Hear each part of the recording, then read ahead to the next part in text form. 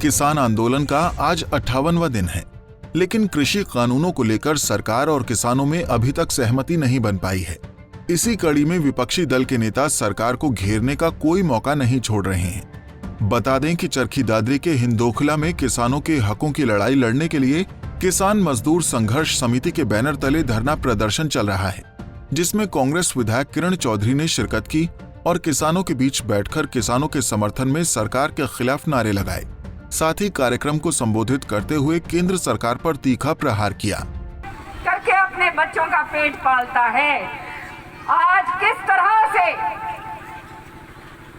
2 महीने होने को हैं, सड़कों के ऊपर पड़े हुए, जगह जगह पर आंदोलन आप लोग कर रहे हो, धरने दे रहे हो, कड़ाके की ठंड के अंदर बैठे हैं, बूढ़े बुजुर्ग बैठे हैं, माताएं बैठी हैं, बच्चे बैठे हैं, और ये सरकार के कान पर जूं नहीं रेंग रही।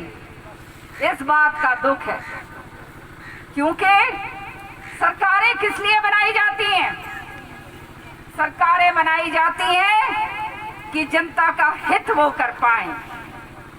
सरकारें जनता का हित सरपरी जो नहीं रखती, तो भाई जनता जिस तरह से बनाती है, तख्ता पलटना भी जनता जानती है। सही है या नहीं? साथ ही उन्होंने कहा कि SYL के नाम पर जनता को बरगलाने में जुटी भाजपा जनता को बताए कि इस मुद्दे पर आज तक PM तक ने मिलने नहीं बुलाया और न ही विधानसभा में इस पर पिछले 6 वर्ष से कभी चर्चा हुई। अपनी बुरी हालत देखकर ये SYL का बखान कर रहे हैं। केंद्र में और हरियाणा में भाजपा की सरकार है, रुलाते क्यों नहीं रे पानी, सिर्फ SYL पर राजनीति होती है।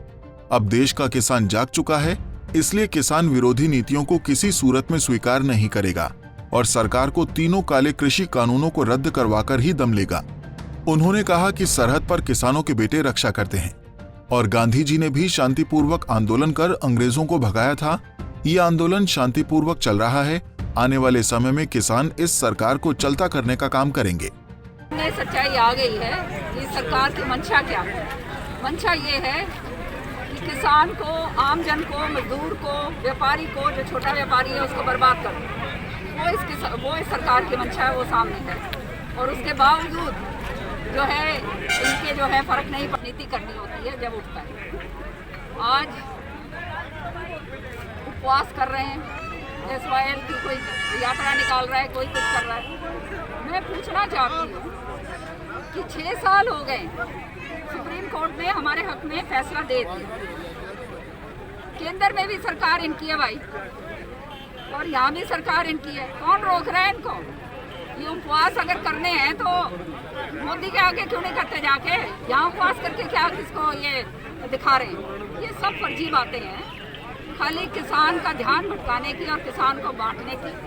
और इनको समझ नहीं आ रही कि इस बारी जो है किसान जो है अपने हकों की लड़ाई लड़ रहा है और ये इन चक्करों के अंदर नहीं आने वाला। ये जो किसान है, इसी का बच्चा जो है सरहदों के ऊपर जो है इस देश की रखवाली कर रहा है। और फिर इस किसान को चीनी और पाकिस्तानी जब कहा जाता है तो इससे ज़्यादा दुर्भाग्य की बात नहीं होती। बड़े शांतिपूर्वक ढंग से अपना आंदोलन कर रहे हैं और अपने हक की लड़ाई लड़ रहे हैं, कोई गलत बात नहीं है।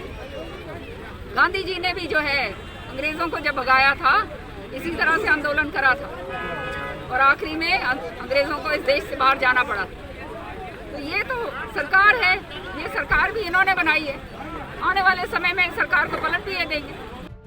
किसान आंदोलन के दौरान विपक्षी दल सरकार को घेरने में कोई कोर कसर नहीं छोड़ना चाहते। किसान आंदोलन जितना लंबा चलेगा, विपक्ष को सरकार के खिलाफ उतना ही बोलने का मौका मिलेगा। किसान आंदोलन को लेकर सरकार और किसान दोनों का अड़ियल रवैया 26 जनवरी के पर्व को कहीं फीका न कर दे, इसी का डर देश को है। फिलहाल किसानों का आंदोलन शांतिपूर्ण तरीके से चल रहा है। बता दें कि हिंदोखला धाम पर महाराज राकेश गिरी की अध्यक्षता में ये कार्यक्रम आयोजित किया गया था। चरखी दादरी से नरेंद्र मंडोला, पंजाब केसरी टीवी।